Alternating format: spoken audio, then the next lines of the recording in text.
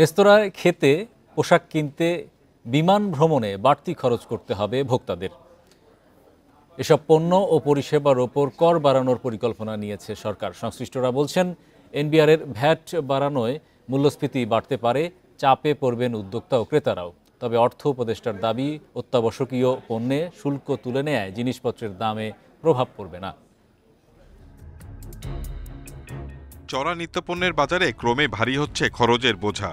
এবার ভালো রেস্তোরাঁয় খেতে, কেনাকাটা কিংবা ঘুরতেও বাড়তি টাকা গুনতে হবে। আন্তর্জাতিক মুদ্রা তহবিলের সুপারিশে রেস্তোরাঁয় ভ্যাট ৫% থেকে ১৫% করার পরিকল্পনা নিয়েছে এনবিআর। নন এসি হোটেলের ভ্যাট ৭.৫% থেকে বাড়িয়ে দ্বিগুণ করা হচ্ছে।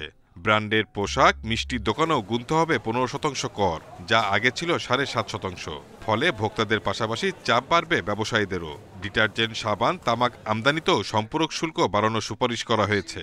বিমানের টিকিট, ড্রাইভিং লাইসেন্স করতেও ব্যয় বাড়বে।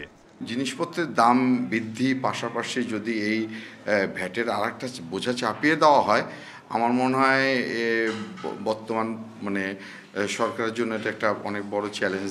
রাজস্ব আদায় কম হয়েছে, প্রবলেম আছে। আপনি রাজস্ব আদায়ের ক্ষেত্র বাড়ান, যারা ভ্যাট দিচ্ছে না, স্ট্রিট ফুড, ছোট ছোট ব্যবসায়ী, কেউ ভ্যাটের আওতার মধ্যে নাই। আমরা যারা কমপ্লায়েন্স মেনে ব্যবসা করছি, আমাদের উপর সমস্ত খরচ। এই ব্যাপার কতদিন চলবে? ব্যবসা কি কর্পোরেটদের হাতে তুলে দিবে সব? তবে অর্থ উপদেষ্টার দাবি, আইএমএফ এর প্রস্তাবে নয়, রাজস্ব বাড়াতে এই কর বাড়ানো হচ্ছে। এতে নিত্যপণ্যের দাম বাড়বে না। এই সমস্ত আর্গুমেন্ট ঠিক এগুলো এসে টেকে না। আমি তো বলছি না ভাতের রেস্টুরেন্ট অন্য রেস্টুরেন্টে যাবে, আর থ্রেশহোল্ড আছে যার টার্নওভার ৫০ লাখ টাকার উপরে, তারাই খালি এটার মধ্যে আসবে, আর অন্য কোনো ব্যবসাদার এটার মধ্যে আসছে না। অর্থনীতিবিদেরা বলছেন, সরকার কর বাড়ালেও রাজস্ব আদায় প্রক্রিয়া স্বচ্ছ হতে হবে। উচ্চ মূল্যস্ফীতির এ সময়ে সাধারণ মানুষ যাতে বেশি ক্ষতিগ্রস্ত না হয় সেদিকেও নজর দিতে হবে। সব রেস্টুরেন্টে কিন্তু ইলেকট্রনিক ফিসকাল ডিভাইস নাই। যদি ইলেকট্রনিক ফিসকাল ডিভাইস থাকে, অটোমেশনের আওতায় যদি না আনে, তাহলে এইটা সরকারের একচেকারে এই টাকাগুলো পৌঁছবে কিনা সেটা নিয়ে অনেক সময় কিন্তু প্রশ্ন থাকে, যে জনগণ ভ্যাট দিচ্ছে কিন্তু সেই ভ্যাটটা সরকারি কোষাগারে যাচ্ছে কিনা, সেটাও কিন্তু প্যারালালি কাজ করতে হবে। আগামী কয়েকদিনের মধ্যে ৪৩ ধরনের পণ্য ও সেবায় ১৫% ভ্যাট আরোপের প্রজ্ঞাপন জারি হবে বলে জানিয়েছে NBR. Shahid Ahmed, independent News, Dhaka. এদিকে বিদায়ী বছরে সবল ব্যাংকগুলোর পরিচালন মুনাফা বেড়েছে অস্বাভাবিক হারে। ওয়ান ব্যাংকের মুনাফায় প্রবৃদ্ধি শতভাগেরও বেশি। ট্রেজারি বিল, বন্ডে বিনিয়োগ ও ডলার বেচাকেনার মাধ্যমেই মূলত ব্যাংকগুলোর এই মুনাফা। মূল্যস্ফীতি নিয়ন্ত্রণে সুদ হার বাড়ানোর সুবিধা জনসাধারণ না পেলেও ভালোভাবেই ঘরে তুলেছে ব্যাংকগুলো। আইএমএফের পরামর্শে মূল্যস্ফীতি নিয়ন্ত্রণে দফায় দফায় ঋণের সুদ হার বাড়িয়েছে বাংলাদেশ ব্যাংক। নীতি সুদ হার ৫ থেকে বাড়িয়ে এখন ১০%। এ পন্থার সুফল সাধারণ মানুষ না পেলেও পেয়েছে দেশের ব্যাংক খাত। চলমান আর্থিক সংকটের মধ্যেও বিদায়ী বছর পরিচালন মুনাফা বেড়েছে বেশিরভাগ ব্যাংকের। ১২৯.৯১ বেড়েছে ওয়ান ব্যাংকের পরিচালন মুনাফা। ২০২৩ সালে ব্যাংকটির পরিচালন মুনাফা ছিল ৩৬১ কোটি টাকা, এবার তা হয়েছে ৮৫০ কোটি টাকা। ৭২ ভাগের বেশি বেড়ে ২৪০০ কোটি টাকা হয়েছে ব্র্যাক ব্যাংকের পরিচালন মুনাফা। ২০২৩ সালে এ মুনাফা ছিল ১৩৯৩ কোটি টাকা। রেকর্ড ২৩৭৫ কোটি টাকা পরিচালন মুনাফা পূবালী ব্যাংকের, প্রবৃদ্ধি ৫১.৬৬%। ব্যাংকটিতে ১৪,৫০০ কোটি টাকার আমানত বেড়েছে। সিটি ব্যাংকের পরিচালন মুনাফা হয়েছে ২,২৮৭ কোটি টাকা, ডাচ বাংলা ব্যাংকের ২,২৮৫ কোটি টাকা। এছাড়া পরিচালন মুনাফা বেড়েছে Asia eastern, mutual trust, Exim, one, mercantile, মেঘনা ও শাহজালাল ইসলামী ব্যাংকের। হাতে টাকা থাকা ব্যাংকগুলোর বেশিরভাগই সরকারি ট্রেজারি বিল, বন্ডে বিনিয়োগ করেছিল।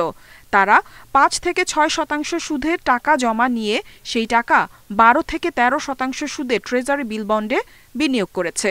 এই সুদের পার্থক্যই ব্যাংকগুলোর মুনাফা অনেক বাড়িয়েছে বলে মনে করছেন। গত বছরের তুলনায় যেটা আমাদের ১,৭৮৮ কোটি টাকার বেশি গত বছরের চেয়ে, এটা আমাদের একটা বড় সাফল্য, যে অনেক বাধা বিপত্তির মধ্যেও আমাদের বেশ কিছু পদক্ষেপ ছিল, যে কারণে আমরা এই অর্জনটা করতে পেরেছি। অনিয়ম, দুর্নীতি ও সুশাসনের তীব্র ঘাটতির কারণে গত ১.৫ দশক ধরেই দেশের ব্যাংক খাত ধারাবাহিকভাবে দুর্বল হয়েছে। তবে ২০২৪ সাল ছিল ব্যাংক খাতের জন্য ইতিহাসের সবচেয়ে নাজুক বছর। ৫ আগস্ট শেখ হাসিনা সরকারের পতনের পর ব্যাংক খাত সংস্কারের উদ্যোগ নেয় কেন্দ্রীয় ব্যাংক। ইফাত আরা, ইন্ডিপেন্ডেন্ট নিউজ। নানা চ্যালেঞ্জ থাকলেও ২০২৪ সালে সোনালী ব্যাংক খেলাপি আদায় করেছে ১,১৭১ কোটি টাকা। সেপ্টেম্বর পর্যন্ত সোনালী ব্যাংকের খেলাপির পরিমাণ দাঁড়িয়েছে ১৬,০০০ কোটি টাকা। বৃহস্পতিবার মতিঝিল সোনালী ব্যাংকের প্রধান কার্যালয়ে সংবাদ সম্মেলনে ব্যাংকের ব্যবস্থাপনা পরিচালক শওকত আলী খান জানান, খেলাপি ঋণ আদায়ে জোরালো পদক্ষেপ রয়েছে ব্যাংকের। বলেন, খেলাপি ঋণের বিপরীতে হলমার্কের মর্গেজ থাকা ১২৯ একর জমি এরই মধ্যে চিহ্নিত করা হয়েছে। বলেন, ২০২৪ সালে ব্যাংকের রেকর্ড পরিমাণ পরিচালন মুনাফা হয়েছে ৫,৬৩৪ কোটি টাকা, যা বিগত বছরের চেয়ে ১,৭৮৮ কোটি টাকা বেশি। তিনি বলেন, এসএমই খাতে ৩,৫০০ কোটি টাকা ঋণ দেওয়া হয়েছে। তারপরে আমাদের রিকভারিটা ভালো, তার পরিমাণটা হলমার্ক থেকে আমাদের টাকা আদায়ের জন্য যে পদক্ষেপ সেটা জোরালোভাবে চালু আছে। তো আমরা ইতিমধ্যে তাদের এই যে ব্যাংকের যে মর্গেজ যেগুলো দিয়েছে এর অতিরিক্ত ১২৯ একর এবং পরবর্তীতে আরও ৩৮ একর এই অ্যাসেটগুলো আমরা খুঁজে বের করে আমরা কিন্তু অ্যাটাচ করেছি। এফএসআরইউ মেরামত ও রক্ষণাবেক্ষণের জন্য এক্সিলারেট এনার্জি এলএনজি সরবরাহ বন্ধ রেখেছে। জাতীয় গ্রিডে সরবরাহ কমেছে ৩০০ মিলিয়ন ঘনফুট গ্যাস। এতে সবচেয়ে বেশি নেতিবাচক প্রভাব পড়েছে তিতাস গ্যাসের এলাকাগুলোয়। প্রতিষ্ঠানটি বলছে, আরও ২ দিন শিল্প ও বিদ্যুৎ কেন্দ্রে সরবরাহ বেশ কম থাকবে। বারবার গ্যাস সংকটে হতাশা ও ক্ষোভ জানিয়েছেন শিল্প মালিকরা।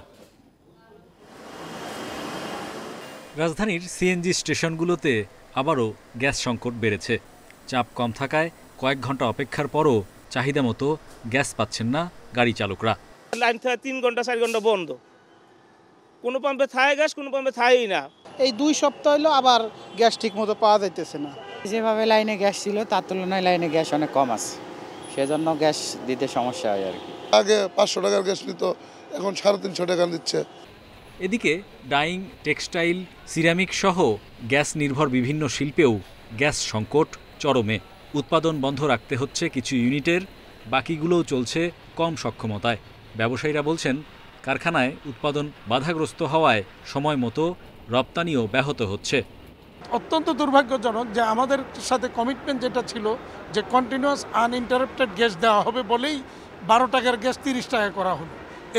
এরপর থেকে এই সংকট আরও প্রকট, এবং এটা এই মুহূর্তে যদি বলি যে বিশেষ করে গত ১-১.৫ বছর যাবৎ সংকট চরমে পৌঁছেছে।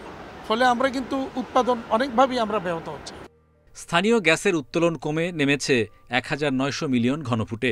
২ টার্মিনালে আমদানির এলএনজি মিলত ৮৫০ মিলিয়ন ঘনফুট, কিন্তু ১ জানুয়ারি থেকে মেরামত ও রক্ষণাবেক্ষণে চলে গেছে এক্সিলারেট এনার্জির এফএসআরইউ। আরেকটিতে এখন এলএনজি মিলছে ৫৫০ মিলিয়ন ঘনফুটের মতো। এতে কেবল তিতাস গ্যাসের এলাকাতেই ঘাটতি বেড়েছে ২০০ মিলিয়ন ঘনফুটের বেশি।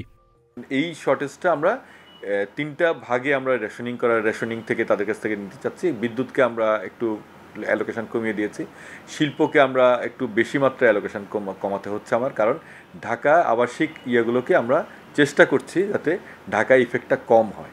ডিসেম্বরে তিতাস, ঢাকা, নারায়ণগঞ্জ সহ তার এলাকাগুলোতে দৈনিক গড়ে ১,৫০০ মিলিয়ন ঘনফুটের বেশি গ্যাস বিতরণ করেছে। সে সময় সারা দেশে গড়ে সরবরাহ হয় ২,৭৫৭ মিলিয়ন ঘনফুট। Hari Saha, Independent News, Dhaka. এদিকে নতুন বছরের প্রথম মাসেও অপরিবর্তিত রাখা হয়েছে এলপিজি সিলিন্ডার গ্যাসের দাম। ভোক্তা পর্যায়ে ১২ কেজি কিনতে খরচ হবে আগের দাম ১,৪৫৫ টাকায়। বৃহস্পতিবার রাজধানীতে এক সংবাদ সম্মেলনে এ তথ্য জানায় নিয়ন্ত্রক সংস্থা বিইআরসি। বিইআরসির চেয়ারম্যান জানান, কাঁচামালের দাম কমলেও ডলারের দাম ২ টাকা বাড়ায় এলপিজির মূল্যে প্রভাব পড়েনি। এর আগে গত ডিসেম্বরেও ১২ কেজি এলপিজির দাম একই ছিল।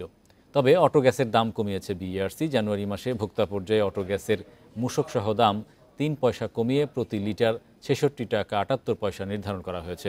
এলপিজির বাজার নিয়ন্ত্রণে জেলা পর্যায়ে মনিটরিং জোরদার করা হবে বলে জানিয়েছেন বিআরসির চেয়ারম্যান। এদিকে গেল বছর 4 দফা কমেছিল এলপিজি ও অটো গ্যাসের দাম, বেড়েছে 7 দফা।